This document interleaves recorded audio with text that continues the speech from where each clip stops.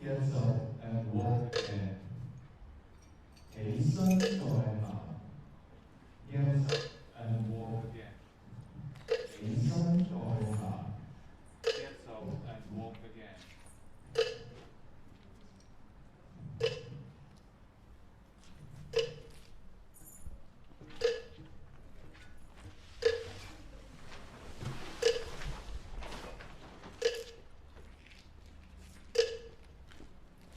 反彈 bounce back 反彈 bounce back 反彈 bounce back 反彈 bounce back 反彈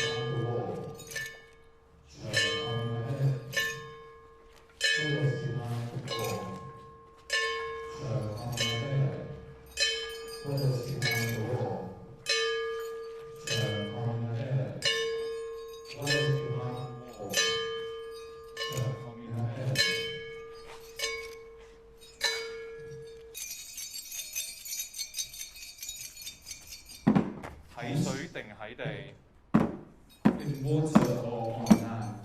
Sorry. 喺水定喺地 ？In water or on land? 喺水定喺地 ？Water or land? 喺水定喺地 ？In water or on land? 喺水定喺地 ？In water or on land? 喺水定喺地 ？In water or on land？ 喺水定喺地 ？In water or on land？ 容易呼吸嗎 ？Is it easy to breathe？ 容易呼吸嗎 ？Is it easy to breathe？ 容易呼吸嗎 ？Is it easy to breathe？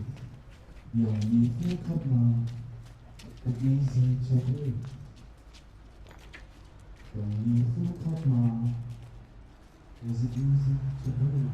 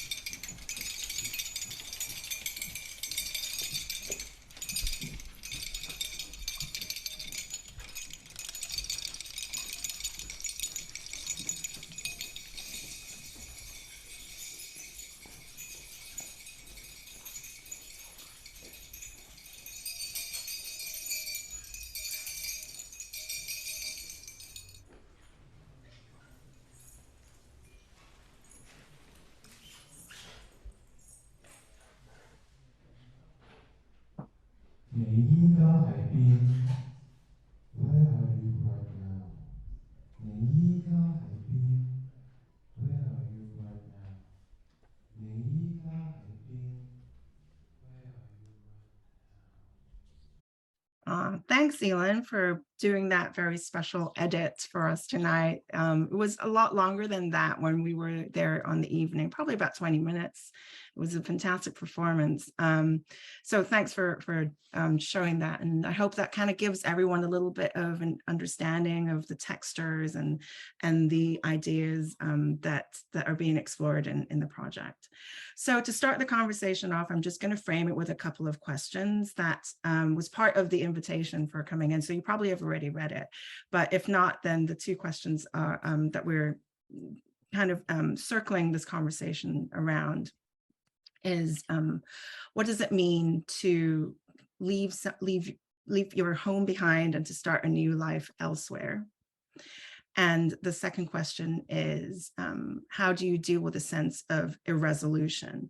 I'll put these questions also in the chat so you can follow it through in case you might forget, and also for the speakers as well to refer to, if that's helpful.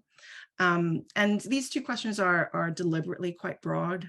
So the idea of leaving home can also come with uprootedness, feeling unsettled, and that actually sort of bleeds straight into the sense of a resolution as well, or the sense of incompleteness, and all of these ideas we're hoping to explore tonight. So to start the conversation off, I was going to ask each of the speakers tonight to just say 1 or 2 sentences about themselves, and to also answer the very simple question of what drew them into the project, how you felt when you were approached with this project by either myself or Eelyn. So I'll hand it over to the speakers. Thanks, Sunshine, and thanks for introducing this session and the project and its many layers. And thanks to you and Bloc Projects for hosting the exhibition and co-producing this iteration of performing identities with me and the ever expanding group of collaborators. Yeah, so it's been really great so far. I mean, so far we're only really a quarter way through the project of the Hong Kong Future Diaspora cycle. So it kind of feels that we're very much at the beginning of the process. So we'll be continuing the project through next year, and which will culminate in another exhibition at Bloc in September next year. So to be sharing work in progress at this stage is kind of interesting. It felt a little bit scary at some points because we're making ourselves quite vulnerable at showing kind of like work that really is just kind of sketches of ideas that might not sort of be creatively resolved yet, but it's also been a really great way of sharing stuff and having the work reflected back at us for us to kind of move forward. And it's been great, particularly to share that performance at the launch of the exhibition and to see how that was working with a live audience in a public space, particularly the bit on the street. So I'm an artist and filmmaker based in Sheffield. I was previously living and working in London for about 20 years. For all of my art career, you know, I've had a very process-driven collaborative practice. And over that time, I've used a lot of methods that are usually used in devised theatre.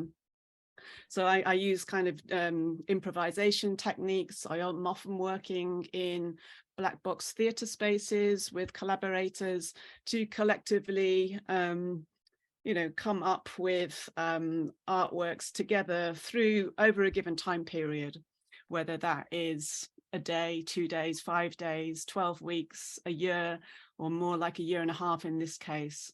So in those kind of workshop settings, you might find us playing games, having conversations, doing various improvisation techniques through costume making, maybe.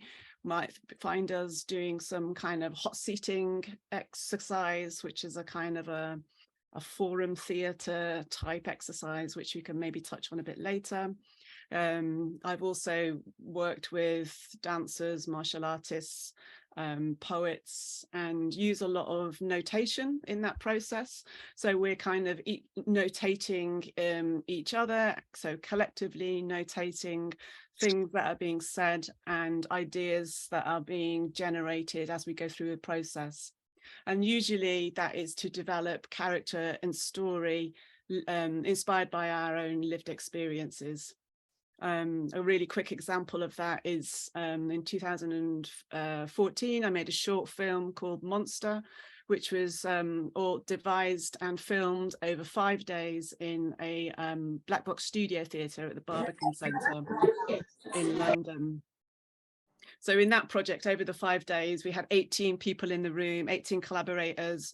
There were actors, filmmakers, art directors, editors, musicians, all kind of like devising collectively the content for this film sort of over 5 days. So the idea is that all of the elements are being devised from scratch from the very beginning of the process. It's not like music is added at towards the end, that kind of thing. We're all in the room collectively inputting and developing ideas as we go. So in order to structure a project like that, I will have a framework of maybe what I wanted to achieve on each day. And those frameworks have space for change, maybe space for chaos and space for reframing. So ultimately in that project, we were making cinema in a theatre space that gets shown in a gallery. So they're the kind of they're the kind of realms that I work in and my practice is situated. So maybe I'll hand over to Jan-Ming. Thanks. So yeah, I'm a dancer and musician and somatic educator. So I usually am working to create or facilitate interactive experiences.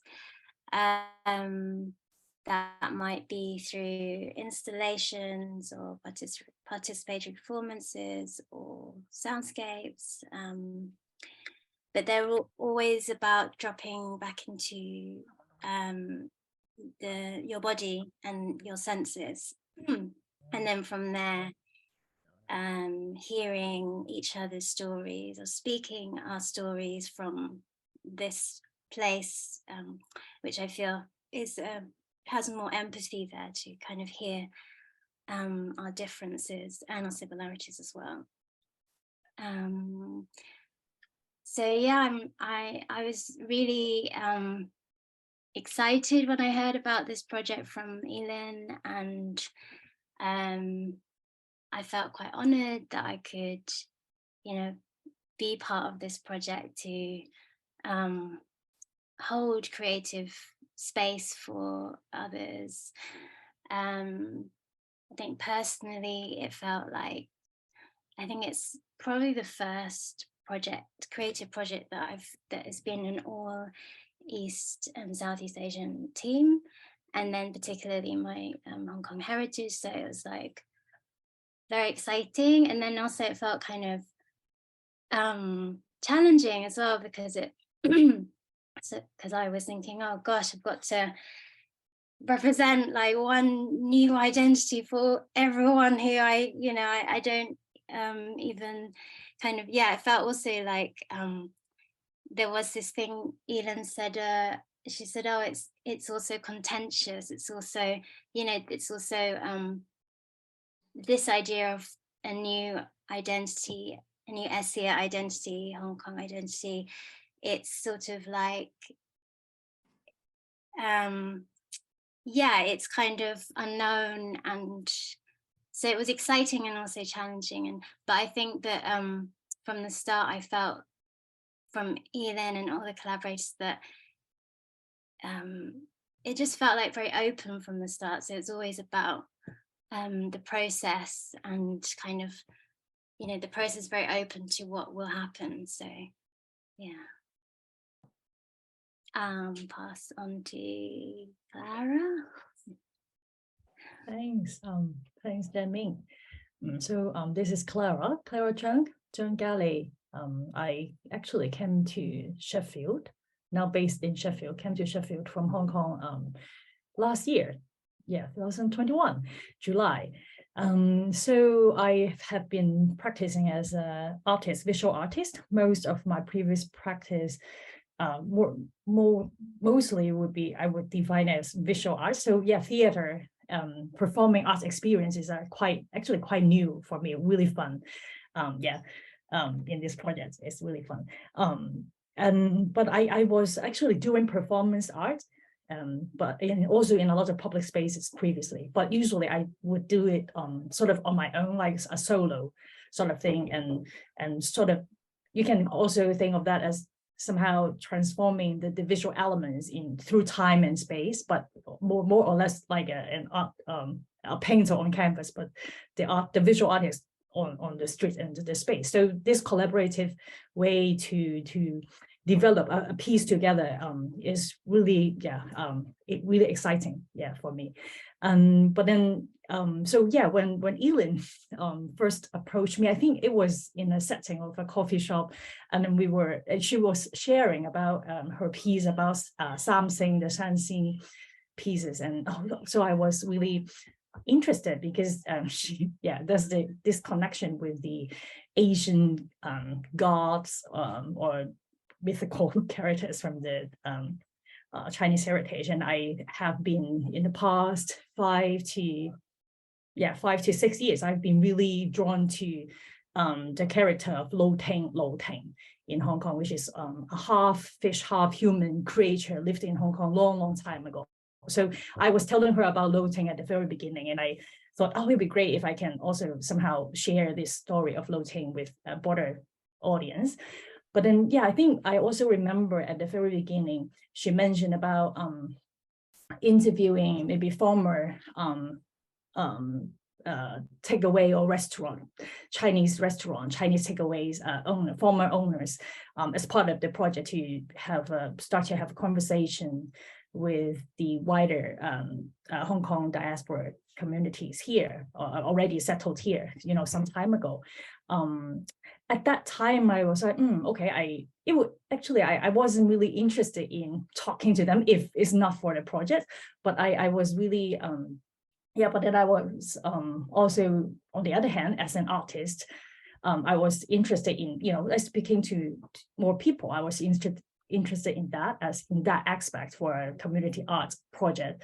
But on the other hand, as a newly arrival in the UK, I heard of this kind of political divide between the more established, using Shenstein's previous wording, like the more established diaspora from Hong Kong here, and then the new arrival. I didn't know if there would be any particular conflict if we are in touch. In contact with each other.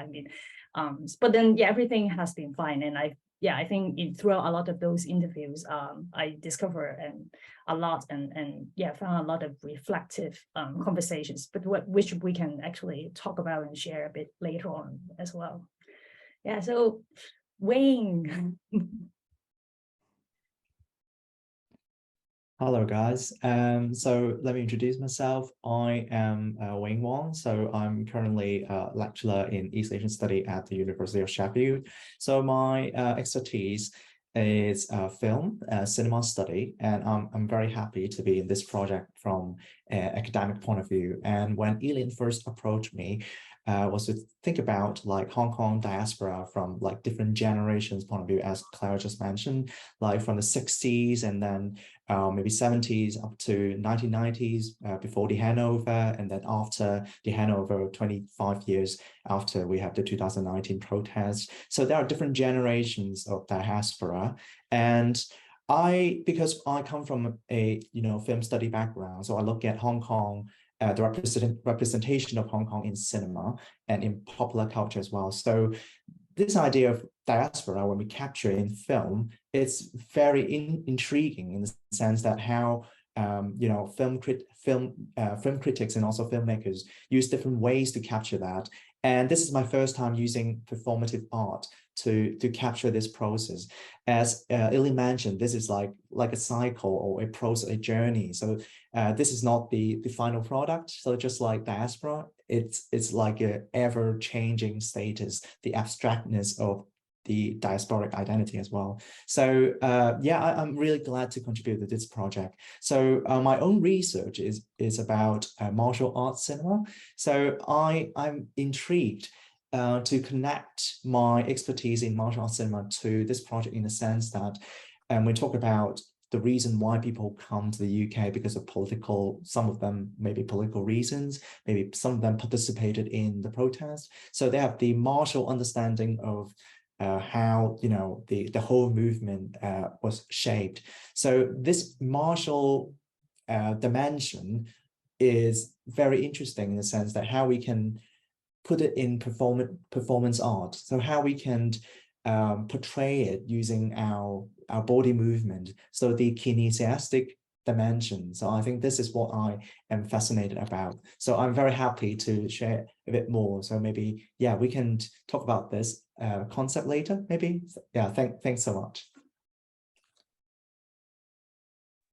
Thank you everyone for your introductions. Oh, and I'm already like making tons of notes in the chat. I hope people don't find it annoying. It's just that these might be very like helpful, just little pinpoints for the conversation, and I don't want things to slip away, especially some of the things that have been said about like Wayne has just mentioned, the idea of the martial and its relation to movements and all these different dimensions is hugely interesting, as well as what Jan-Ming earlier said, excuse me, about kind of dropping back into your senses as a way of like dealing with this, like really kind of connecting with your on a somatic level with this movement, moving away or moving to however you're seeing that movement. So maybe we can start with the first question then, which I've put in the chat. What does one leave behind in making a new life elsewhere? So I'm just gonna, leave that to you. Whoever wants to start can begin.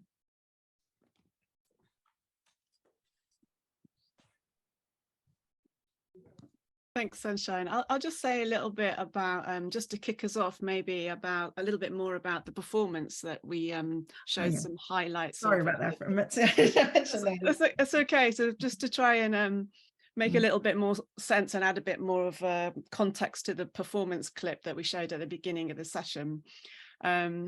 Because the idea of like making a new life elsewhere. So, you know, the idea of leaving and arriving somewhere is very much the process of like becoming diaspora. So the performance that we did at the launch of the exhibition was really, it showed 8 stages of becoming diaspora, if you like.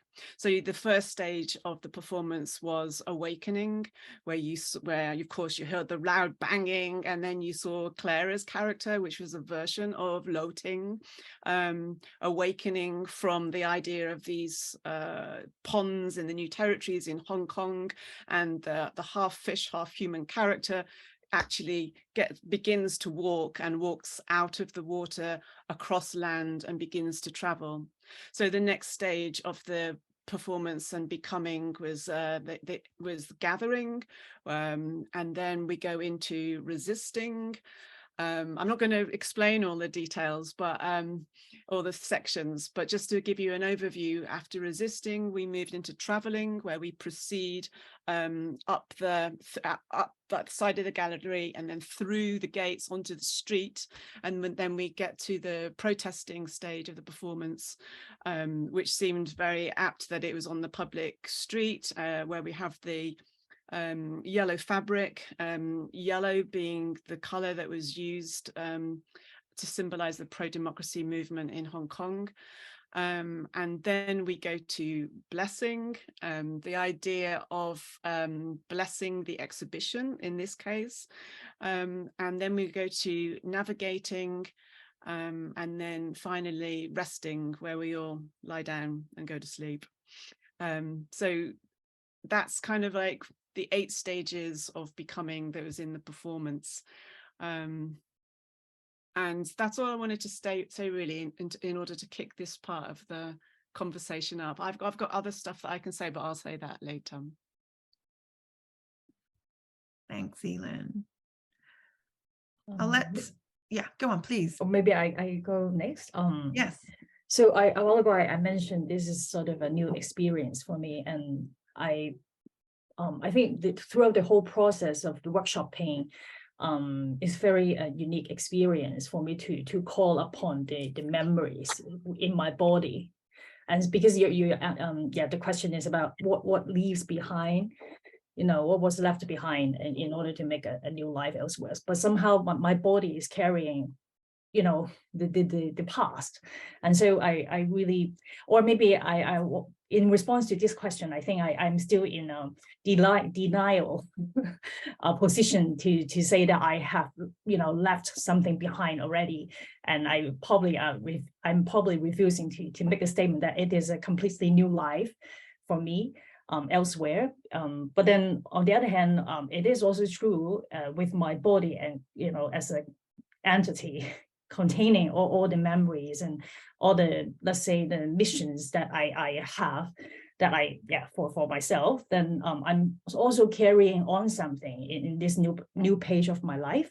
So so this is a first instinct, first feedback to the question. Yeah, I think that's not to interrupt, but I also kind of wanted to bring into view in the question what your what does one leave behind in making a new life elsewhere? That for some diasporas, like for Eelyn and for Jan-Ming, have spent much of your lives, if you weren't even born here, if you were either born here or spent most of your lives here. So it's the sense of uprootedness might be in a deeper way or more kind of intergenerational. So I kind of want to bring that into the picture as well. I mean, I think it's super interesting, this project, because I mean, the four of us here, two of us are British born Hong Kongers and two are more recently arrived from Hong Kong. And so because I mean, particularly Clara, what you were bringing to the project is, very, very recent and fresh, and to some extent traumatic experiences of having to leave Hong Kong. And so to suddenly be reflecting on it in a project like this, I think it can be a kind of double-edged sword. It can be quite useful maybe, but also it's almost too soon. So I think, I don't know, I don't want to speak for you, but starting with the character of Lo Ting is maybe quite a good, like, safe way in, because it's coming through a mythological character rather than just directly your own lived experiences, which, like you said, maybe you're still processing right now. No, but thanks. Really, definitely thanks for the workshop and the chance. I did. Because I think I remember at one point Eelyn was asking me how I felt. I mean, because I remember in the past few months when I was doing a sharing, just to play the song, the so-called the anthem for Hong Konger, which was created during the movement in 2019. When I was listening to that and with images from the demonstration, I was really emotional. I remember in another sharing session. But then somehow, when I was doing this role play with Lo Ting in our workshop to talk about Hong Kong again, I was able to use another viewpoint, really another perspective, to look at Hong Kong, maybe through Lo Ting's perspective, if you may.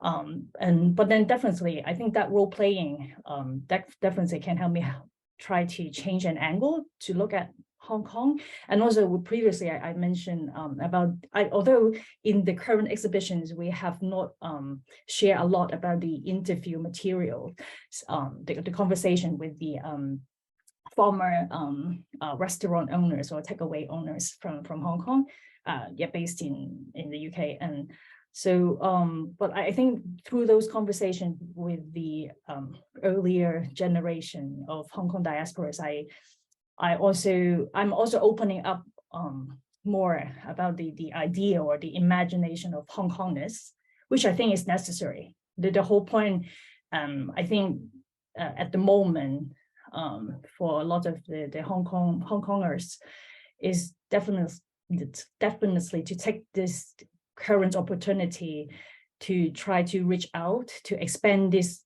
imagination of Hong Kongness, which is not only which does not only belong to, let's say, one specific generation live within the Hong Kong territory.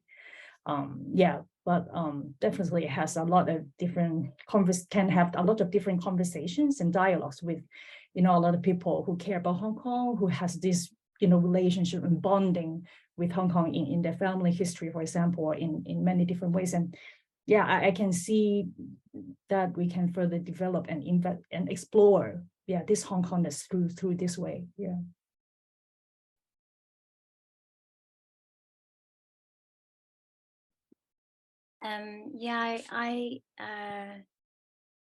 Thanks, Sunshine, for saying, just sort of speaking the differences of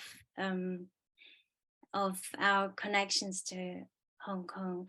I'm always learning a lot from everyone in this project about all our really different experiences, but also I feel there's a lot of really common threads as well. And I do feel as a body practitioner that and as just my sense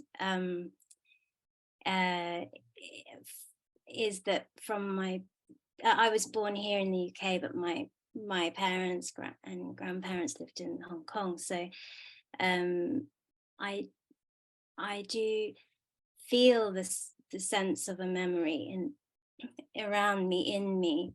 And I do feel a loss and also some kind of forgetting in a way. And I guess when I think of leaving something behind or being uprooted, I also think, if I think of it as something very tangible in space, I'm leaving something behind. I need to, it's also an intelligent body response to leave. When you're not safe, you just gotta go. And it's intelligent. It's something that we do. And then what I'm thinking of is the people who witness it, the people who can acknowledge that leaving behind, so that we can kind of, sometimes we do need to forget, or we don't, it's not the time to kind of process it. But then if I'm thinking about like the collective sort of memory and how we can hold that together so that people can acknowledge what has happened and kind of be able to update it together as the time goes on. And there was something that I remember Wayne was saying about, and it was very particularly about martial arts, but also I kind of felt it was something quite that related in a bigger way, like about rooting and feeling like, we have to find what our roots are together, listen to each other before we can, before we adapt or before we move, so that we have both stability and mobility, so we can choose when to root and choose when to uproot. So that really, it's stuck with me from this project. Yeah.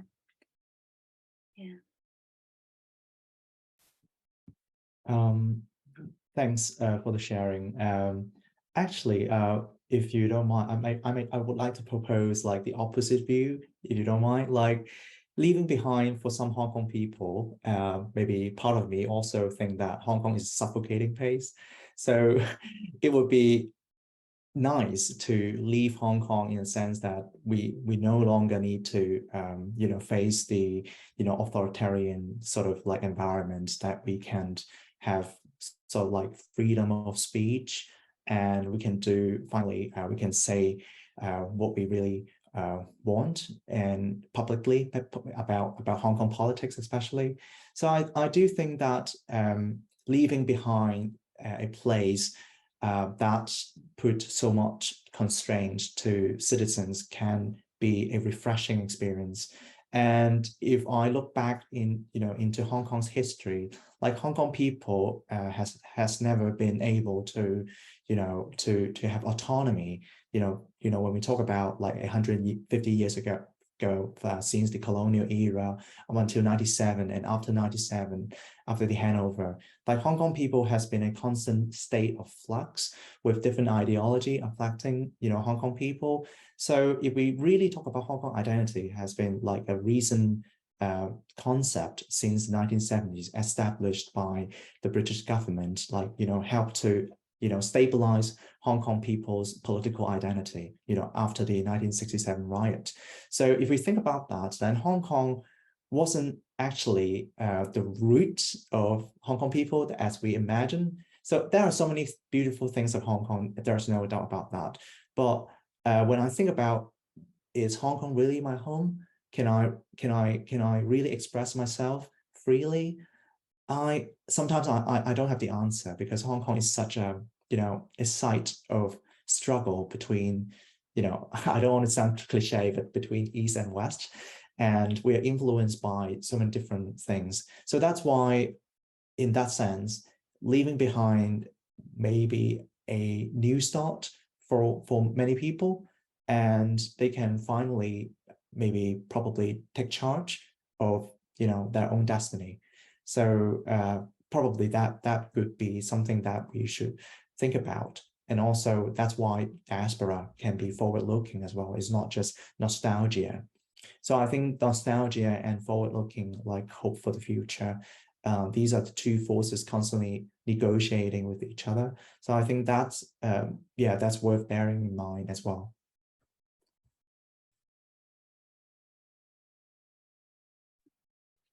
That's a really, really interesting point, thinking about diaspora as like a forward-looking sort of idea rather than a nostalgic thing, because that is the main thing that people tend to try to cling on to, the things that are kind of slowly slipping away, and that tends to make you gravitate towards the past or things that have been lost.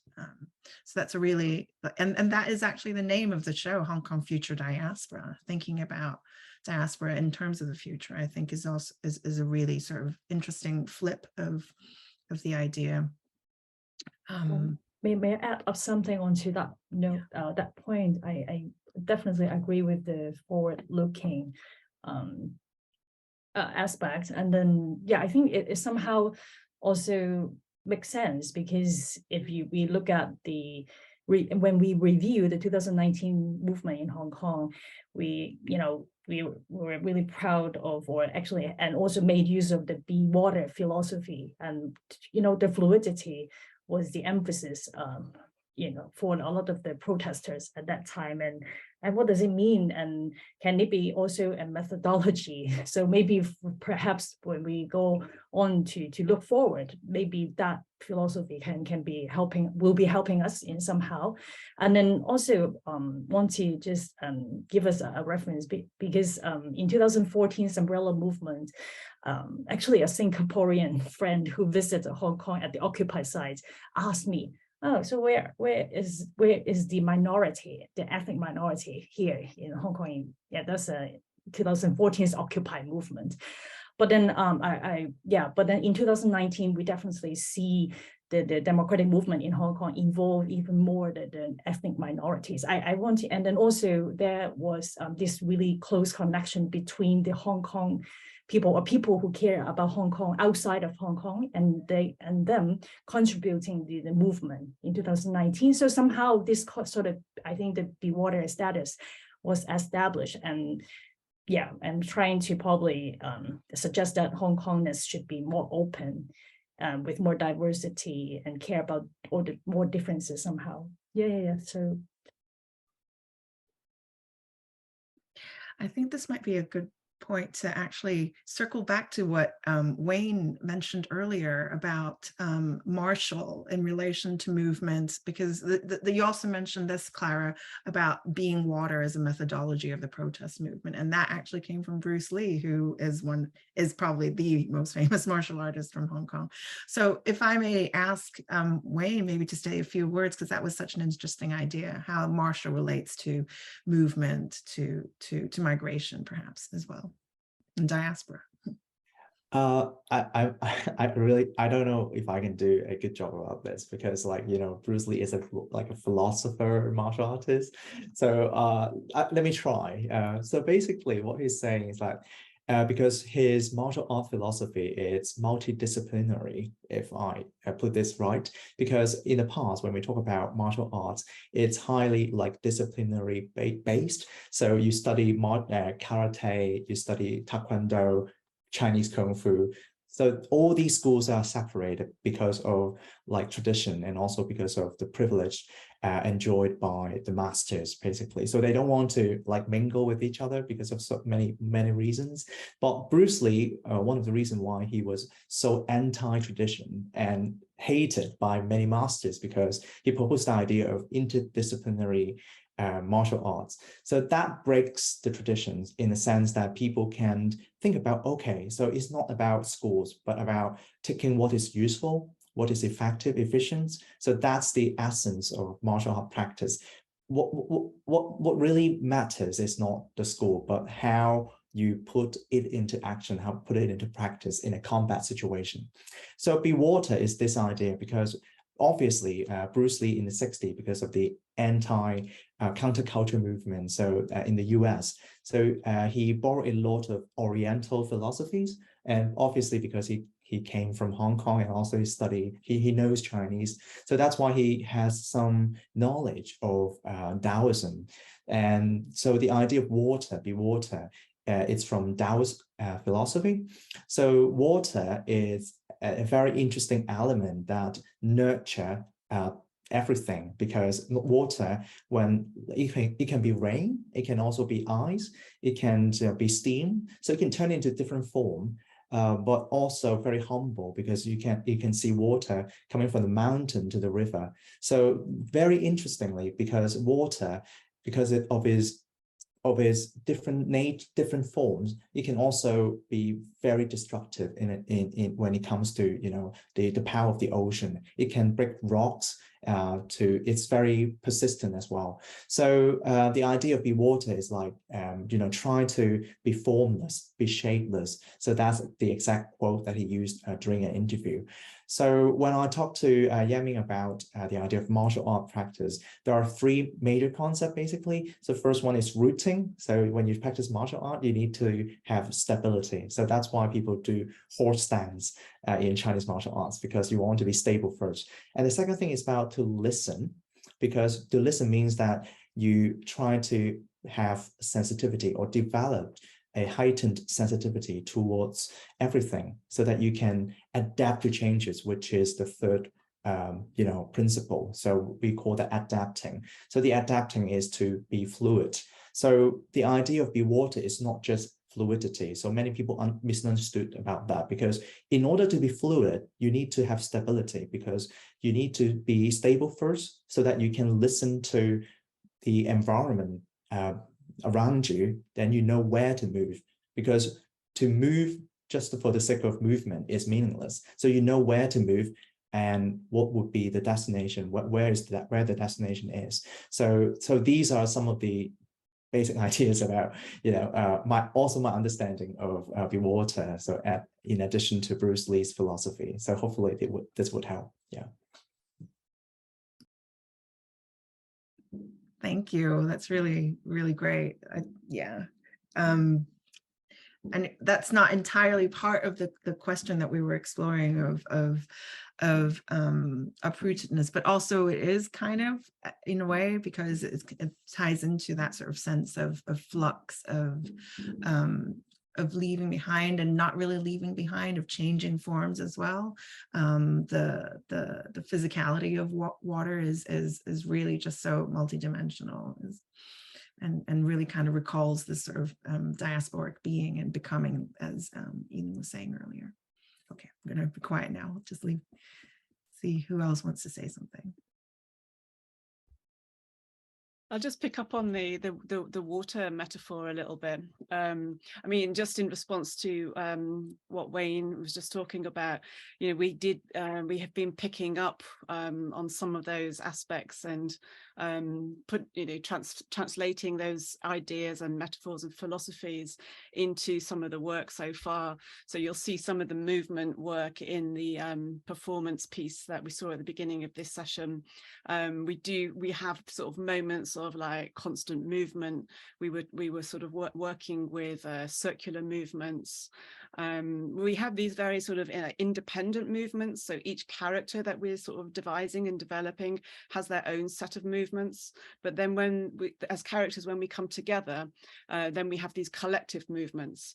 So the idea of you know, stability and the horse stance, when we all come together for that traveling section, it's a very kind of choreographed, coordinated, kind of grounded position that we're all taking up individually, but collectively, I guess it has a bit of a martial sense to it, as we're all moving forwards in kind of like a warrior-like formation. And then in terms of water, like water is kind of coming up in different ways as well. I mean, we talked about loting and being based in the water, and particularly that very politicized water between Hong Kong New Territories and mainland China. So as we, in one of the workshops, we spent quite a bit of time, you know, sharing family stories. So what that looked like was that us all sat around a table with a big piece of paper, that where we, as each person shared aspects of family stories, we were all notating those stories through words, using different languages, through drawings, through maps. And then eventually what we were seeing that these stories were beginning to connect up. So even though, you know, my idea of my embodied Hong Kongness is so different to somebody like Clara's, because I'm born in this country, I am of dual heritage, Hong Kong and white English. I've only ever been to Hong Kong once in my 30s. But for me, growing up from when I was born, it was this place that was very much part of me, that I had in a way, it was in my body and in my mind so there were always these like stories of Hong Kong, and that this is very much where my dad came from. And, you know, to hear the stories of, you know, how he, you know, set up Chinese restaurants across the Midlands, and then opened up staff houses for staff to come over from this very small village in the New Territories in Hong Kong to come and then work in those restaurants. And so they lived in the staff house, and as then they sort of like got more of a grounding in this country. I mean, these were usually young men coming over to become waiters and kitchen staff.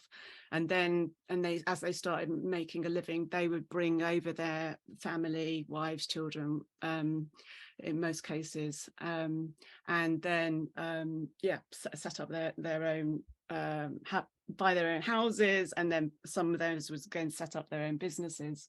So those stories of you know, and witnessing firsthand the arrival of those people, and the kind of like the broader community around the restaurants, it was very much, yeah, I had a very much a strong sense of this place that they were coming from, even though I had never been there. It was very much part of me, my experience.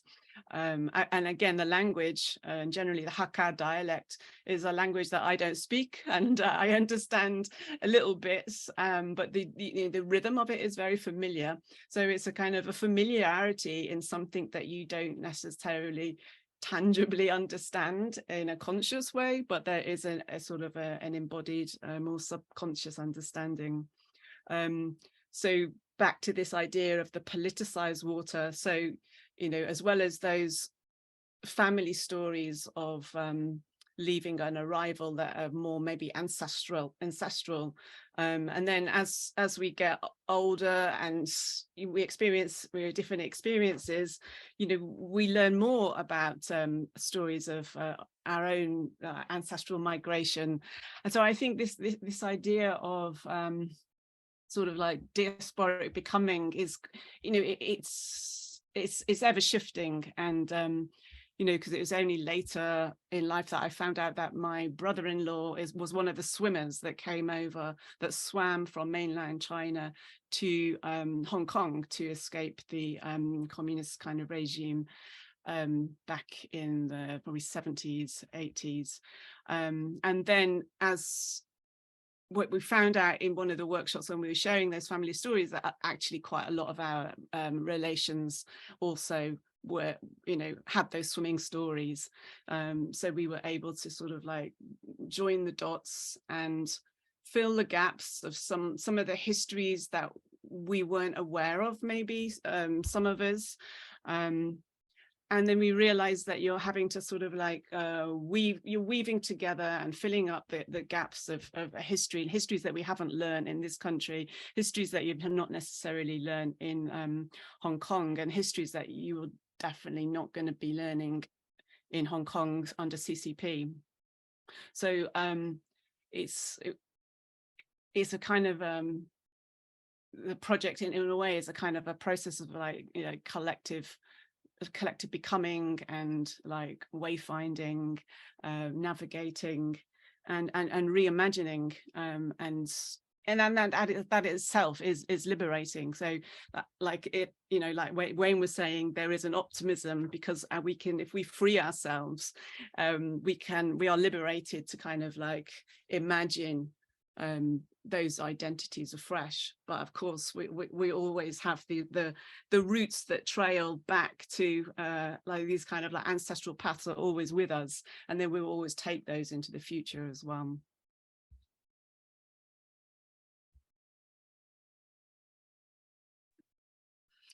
Yeah, that's tying it back in. This is quite amazing, tying in like the whole idea of being water really back to these swimming stories of generations past is quite powerful, and I really didn't expect this sort of being water to encompass so much of Hong Kongness. Something about these swimming stories is really kind of like, whoa, it's kind of jumped out at me with Bruce Lee and then martial arts as well. I'm also aware that we have just another 25 minutes left, so if it's okay, a little somewhat abrupt transition to the other question that we were also hoping to look into, if that's all right, which was about irresolution. So the question was phrased as, how do you, if I go back, how does one face up to the sense of irresolution? I guess we can expand this idea of facing up also to just thinking, what does it mean, irresolution, perhaps, to you? How does it exist in your world of as a diaspora person, or becoming diaspora, I guess, in the case of this project? I'll leave it for you to think about.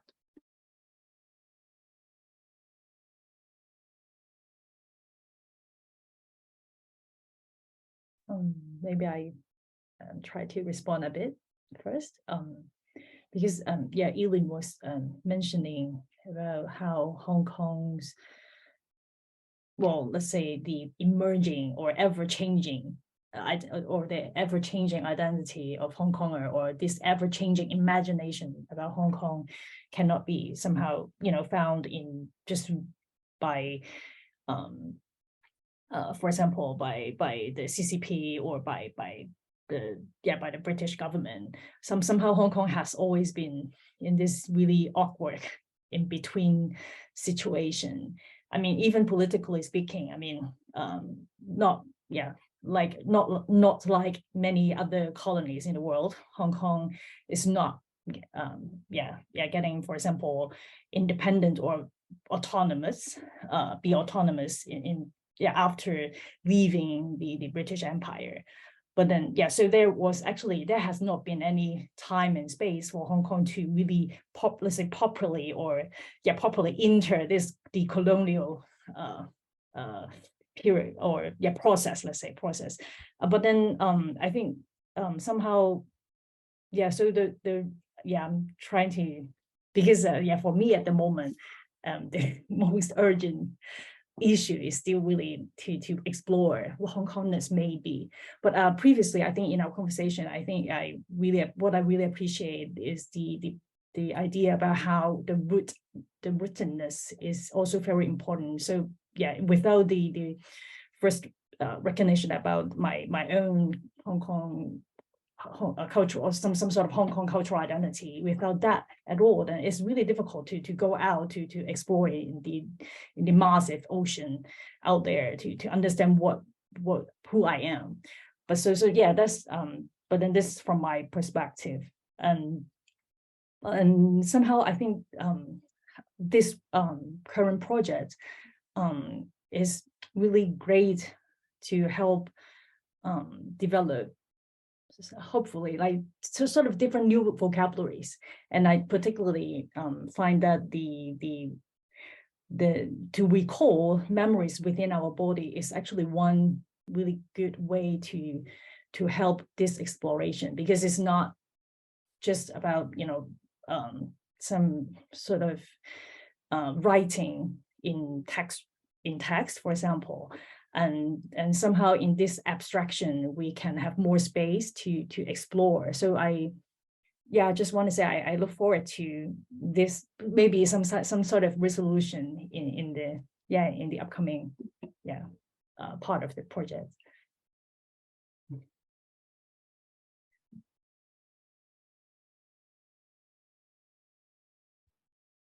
I'm gonna just jump in, and I'm gonna just start talking because wow, there's so much there. Yeah, I'm really I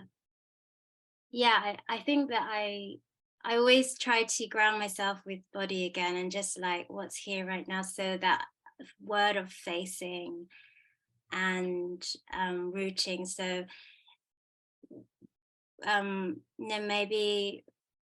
maybe it isn't just one way that you need to face to, and maybe there isn't just one way to resolve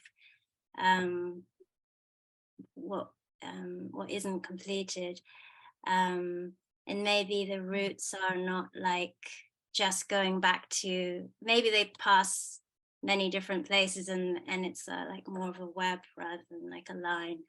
And maybe it's a web between us, so maybe it's more about how we listen to each other, how we can sort of be reflect what we hear of each other, and find kind of like new, sort of try to create roads, not necessarily maybe one way to end on, but yeah, I think I'm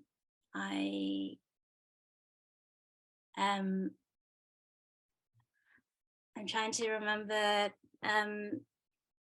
this feeling that how we could go beyond just thinking of having to survive and having to be just the identity of stress or trauma, and maybe there's also a way to kind of find an identity of possibility, so that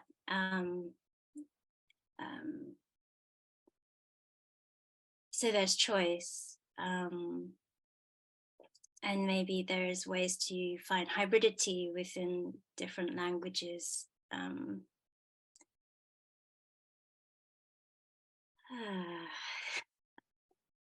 Yeah.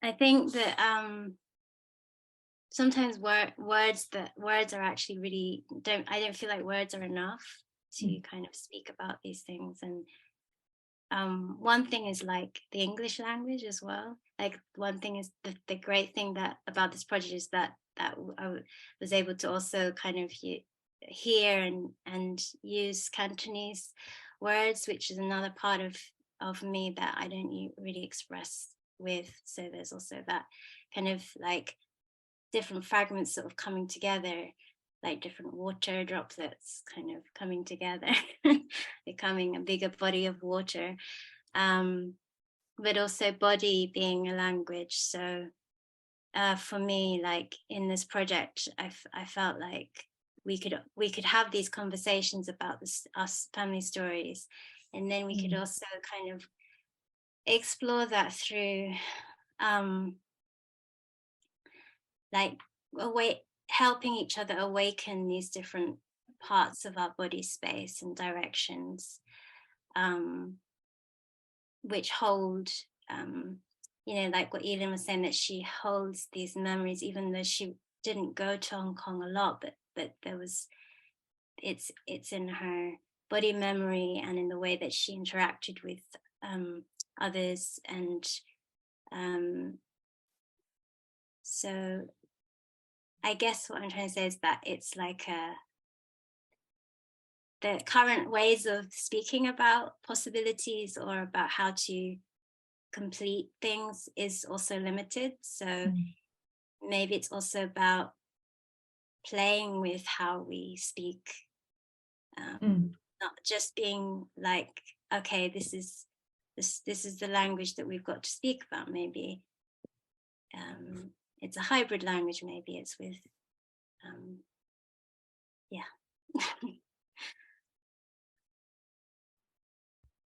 I mean, just John, picking up on that thing about language, Jan-Ming, it's like, I mean, that's very much is what this project is about, isn't it? I mean, we are collectively trying to find a new language for self-expression and so for expressing our quite complex identities.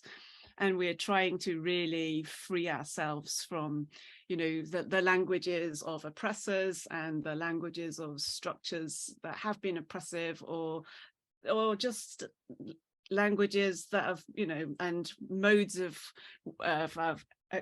ways of expressing our identities that others have put on us. So it's kind of like together we are trying to find agency and space and time to actually imagine a new language through movement, through the body, through memory, through reimagining where this might lead us. And I think in terms of irresolution, that it kind of also speaks to the creative process itself and the very sort of process-driven project that we're in the thick of. So I don't know, as you can probably hear and feel, that we are still finding our language, finding our voices, finding our feet, in terms of the language of the project. But this is an exciting space to be. So who knows where it's going to take us? We're taking a risk because we don't know where it's going to go. We don't know what the resolution is going to be. But then also in terms of the creative process, you know, whenever at the moment you might feel that a piece of artwork is resolved, but then you're on to the next thing, or the next cycle, or the next iteration. So it's only like moments of resolution in a moment in space and time, and then it changed shape again. It is, you know, it's like constantly shape shifting and changing. So the idea of resolution and irresolution, I think they're always coexisting together. And yeah, the idea also of constant movement and coming back to the martial arts, and I think people who are new to this project, I might be picking up on like how everybody, even here, brings so many like different things and perspectives and, you know, ways of embodying some of these ideas. So Jan-Ming, I really love the way that you first and foremost think about embodiment and body movements, and through things that you were just saying, and then obviously Wayne, you know, thinking about things through martial arts, movement, and cinema. So when we think about diaspora, in conversations with Wayne is just like this encyclopedia of films. So we'll then tell the whole sort of history of Hong Kong through films, which is amazing, and it's a real honor to have so many people coming from different perspectives and viewpoints, that we're able to then kind of like throw all of that into the mix and try to find ways through using different art forms, different philosophies, different perspectives and histories to try and create this new language together.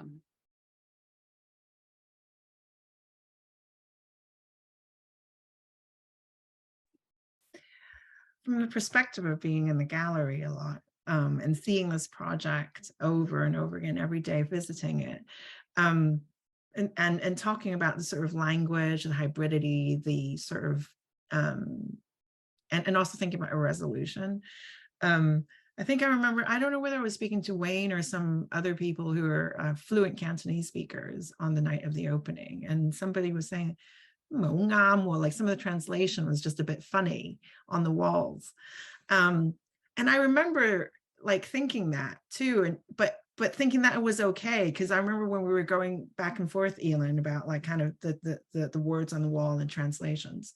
Even in the moment of kind of proofreading, I was getting caught between the languages in this funny way. Because when you're thinking in one and trying to go back to the other, you kind of travel through this funny space, and vice versa as well. And you kind of become almost a bit semi-lingual and not fluent in one or the other. Like if I'm just existing in the English space and I'm just speaking English all day, then I get really kind of caught up in that space, and vice versa. I'm just in my Cantonese space. And then suddenly in the sort of in-between space where I'm you know, proofreading the two, it was quite confusing.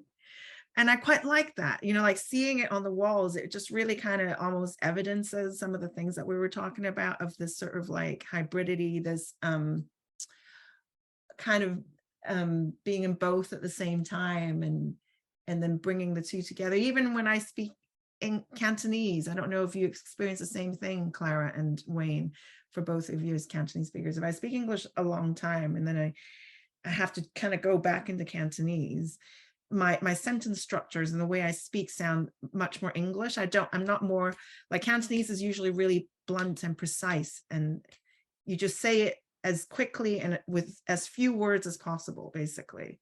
You know, like there's something about what Franco said, like it sounds a bit weird to me. You would just say Haibina or like Haibina. That would really be how you would actually say it. So like yiga haibindo sounds really kind of almost a bit cumbersome in English, but that's okay. You know, that's kind of the spirit of the show. Anyway.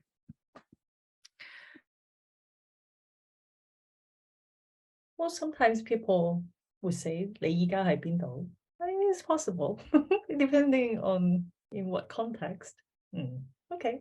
No, it is. It was just funny. It's like yeah. I think the one that I was thinking specifically of was like, what's holding you back?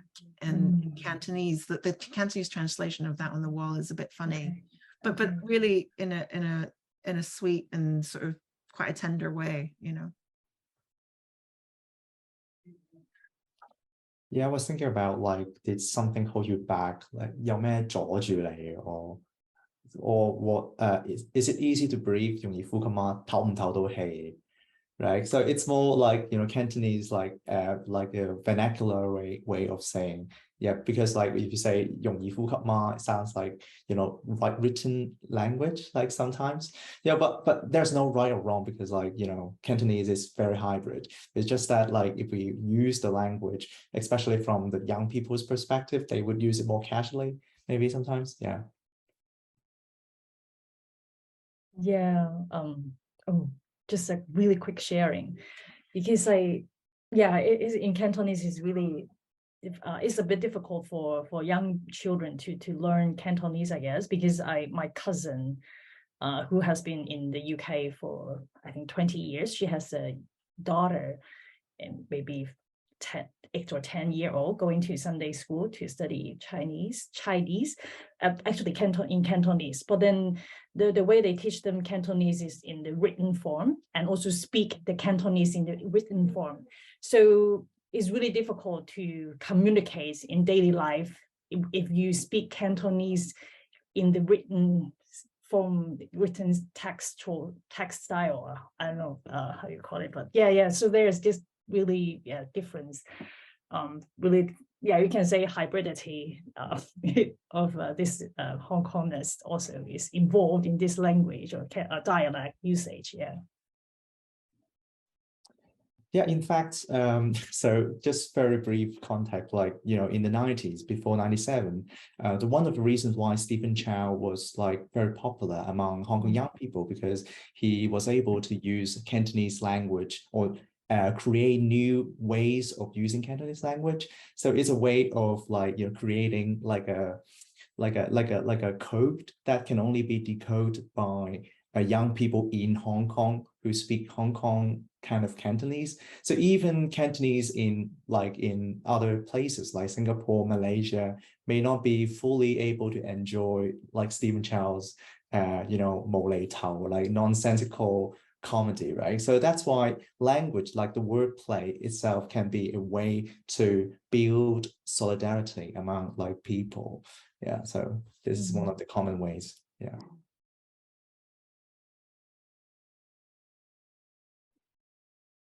I wasn't allowed to watch a lot of Dao Xingqi, Stephen Chow, when I was younger, because my parents found him so vulgar, was their word.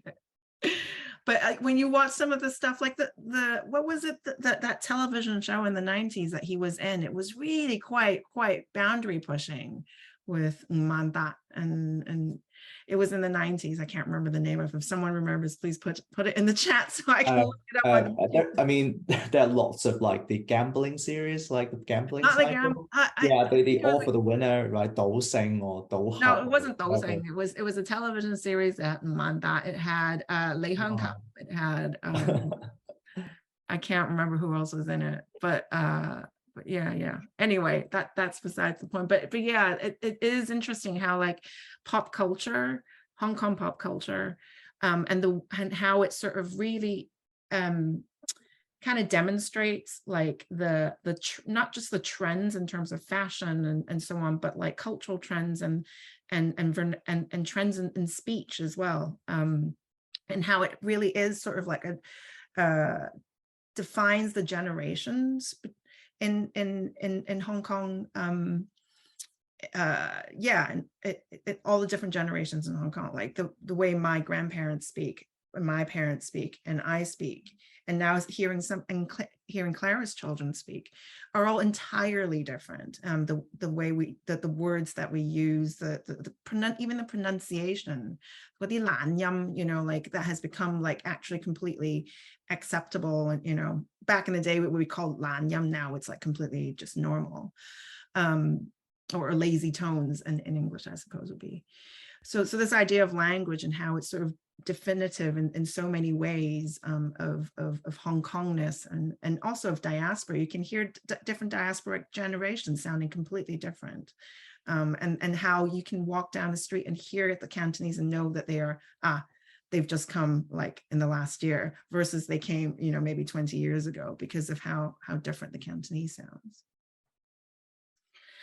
There's now 5 minutes left in the conversation, and I just wanted to acknowledge like everyone else who's in the room as well. If you have any questions or any comments, please feel free to type in the chat and we can address them as well. Yeah, I just wanted to say thank you for everyone attending, for the speakers and your time as well. But yeah, any last comments or last questions, please go ahead and put them in the chat. Yeah, or you can even turn on your microphones and your videos if you prefer to do that.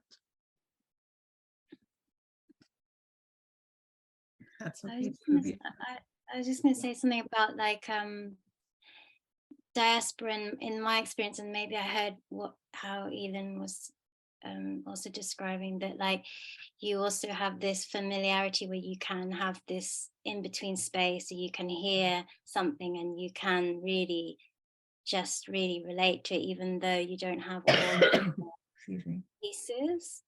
That kind of sort of porous state where you can kind of allow in different ways and also feel where the ground is. And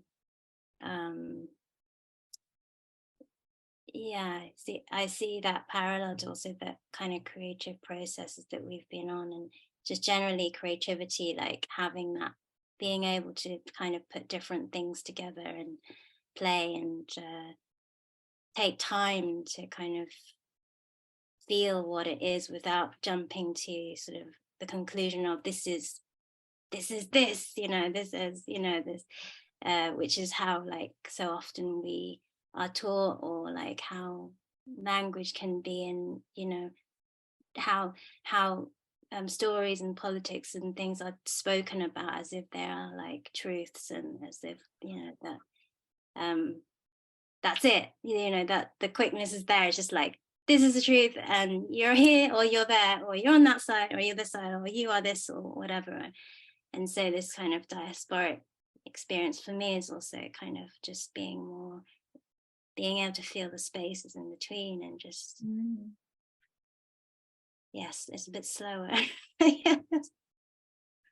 Thank you, Jan-Ming, for that reminder. Actually, yeah, that was something that really hit me when you said that earlier. That playfulness, and not necessarily feeling the need to adhere to one space or another, or to speak Cantonese correctly, or whatever it might be, what those rules are, and like the histories and the politics, but rather kind of bringing to bear just all of these very like murky memories, mismemories, and connections through you know, bodily relations, especially in this project. Okay, I think I'm just going to leave it there. Are there any final things that anybody wants to say in the group? I don't want to. Just quickly picking up on what Jan-Ming just said is about time, and I think, you know, we've articulated this before within the group, saying that, you know, taking the time to do this work is you can see it as a radical act, but it is also quite a privileged place to be in, because often, like, first generation migrants coming particularly from East and Southeast Asia, many have had to take service industry jobs, and have had to work really, really hard in order to put their kids through education and whatnot. And haven't had the time to explore these kinds of things. So just actually creating time through this project, yeah, you could say it's a political act. It's not like we're all sort of like, we've all got the resources to take the time to do it. You know, the project is funded, so we're able to pay ourselves to take the time to do it. So I just wanted to just leave that there. Yeah. Thank you, Eelyn. Okay, anybody else? Hi, Oh, I'm yes, Ju. Yeah. I do. Yeah. Hi. I have a question about maybe can everyone hear me? Yeah. Yeah.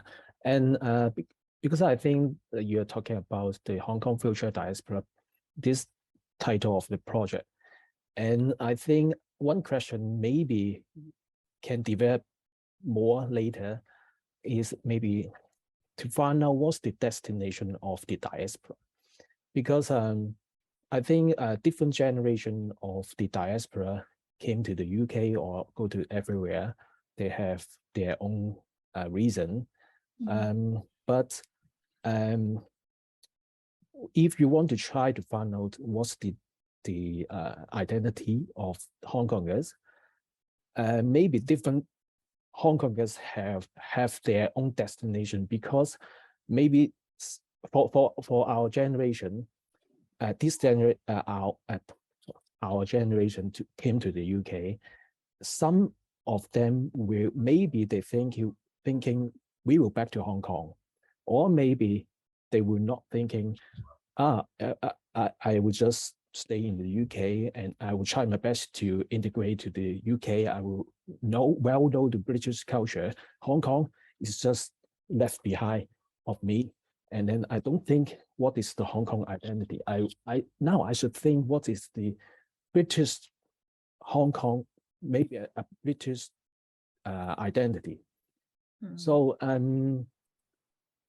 maybe people, maybe some of them were thinking back to Hong Kong, and then the perspective was totally different.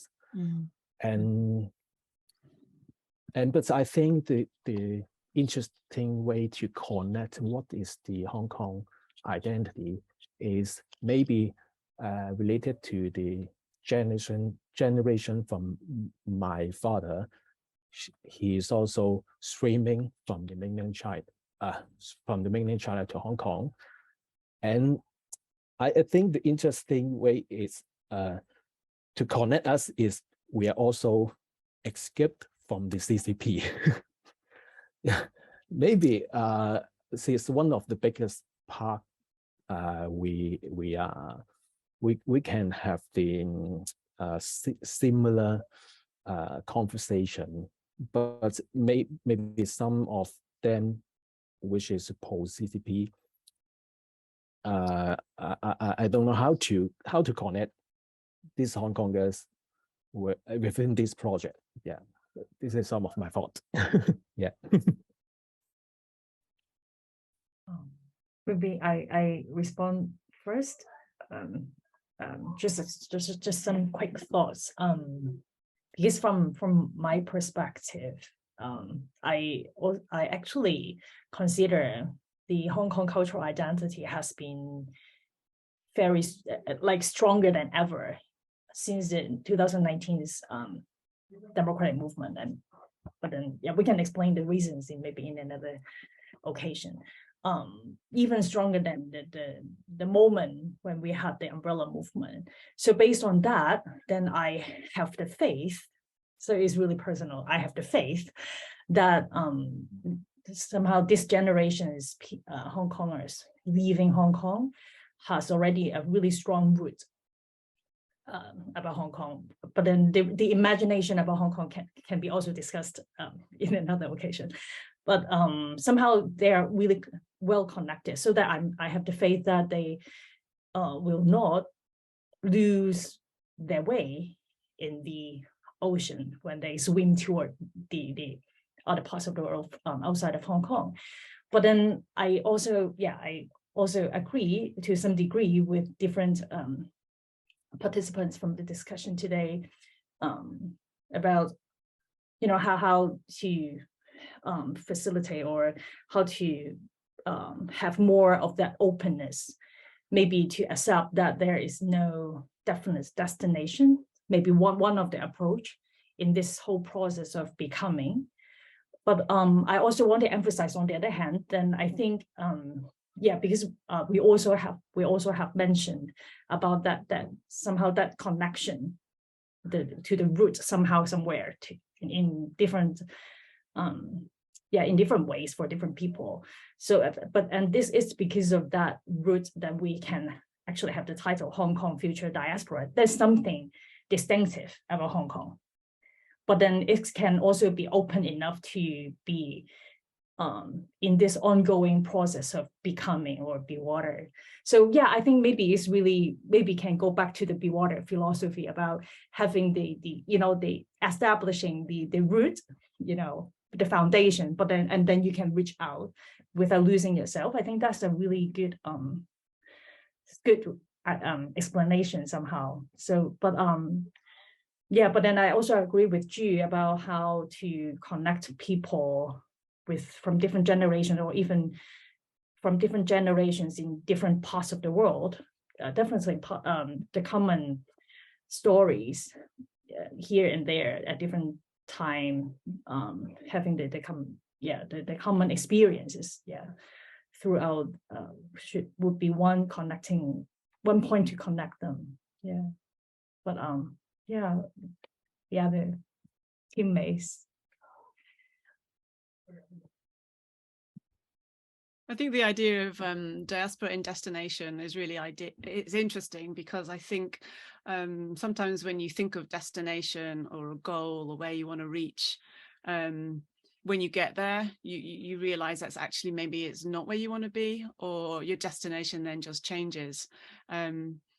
I mean, Clara and I have been interviewing quite a few of the older generations, people based in Sheffield and around, who set up Chinese restaurants and takeaways in the 70s, 80s, maybe 90s, and have since retired.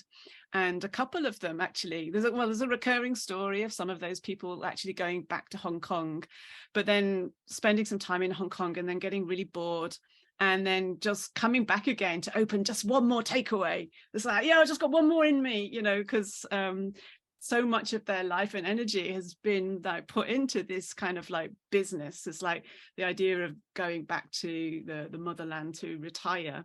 That destination maybe has not you know, in reality, it's not been what they imagined it to be. And yeah, they've come back to do one more takeaway.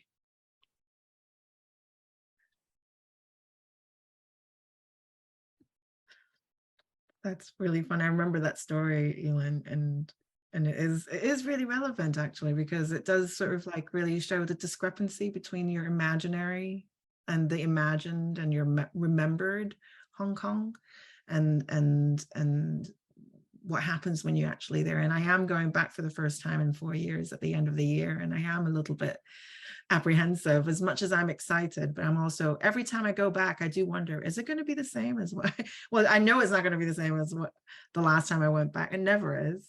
Things are never in the right place, and that one's gone and this thing's gone. And but yeah, there is a spirit of Hong Kong that lingers, and I think that we're all trying to make sense of in different ways. And one more footnote from me. Yeah, because speaking about the conversation with the former, with the older generation here. Yeah, I think one fascinating story is about how some of them actually have their own garden, small farming garden, and also growing vegetables that would be, you know, really familiar, like the Hong Kong people are familiar with. And then that recall me of the whole land, I would say the land movement in the modern Hong Kong since the Save Choi Yuen-chun movement in 2008, 2009. And then we have had a lot of the artists, cultural practitioners, and young people who, you know, has a strong vision about Hong Kong's future to go back to the farmland in Hong Kong. And, you know, understanding farming and agriculture definitely is rooted. You need to really speak to the nature and the land. So somehow that is a kind of rootedness as well.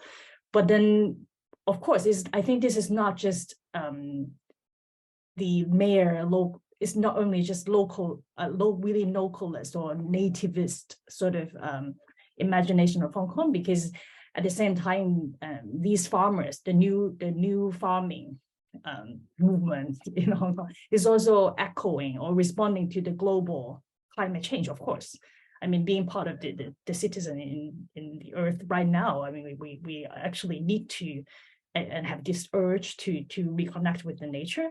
And then somehow a lot of the Hong Kongers from the 70s, they were also from the new territories, where a lot of most farmlands are still, you know, located in Hong Kong right now. So I see this really indirect connectional relationship, between this new farming movement with the roots established in Hong Kong, and then also see the farming habits with these earlier generation from Hong Kong here in the UK, and how, you know, how their body and their memories about particular vegetable and plant is basically a close connection between what's happening in Hong Kong. And I don't know how to rationalize it, but I find this a very fascinating point to further explore and investigate. Thank you for that, Clara. That's a really great bridge to end on between the generations of diaspora. I think we'll have to end it there. We're 10 minutes over. Thank you so much, everyone, all the speakers, Wayne, Eelyn, Clara, Jan-Ming. Thank you, Aju, for your question as well, and to everybody else who was just listening and paying for your attention and time tonight. Hope you enjoyed it. I have written tons of notes in the chat. I will send this to, if you got this link from the Eventbrite, then I think your email should be part of the list. So I will just go ahead and try and save this and send it to everybody. If you don't want to, then please just write your name in the chat, like, please don't send it to me. Otherwise, I'm just going to forward it to everybody, because I think it's just been such a rich conversation. So thank you, everybody. Have a wonderful evening. And I hopefully I'll see you sometime, somewhere, online or otherwise. Okay. All right, Talking. Bye-bye.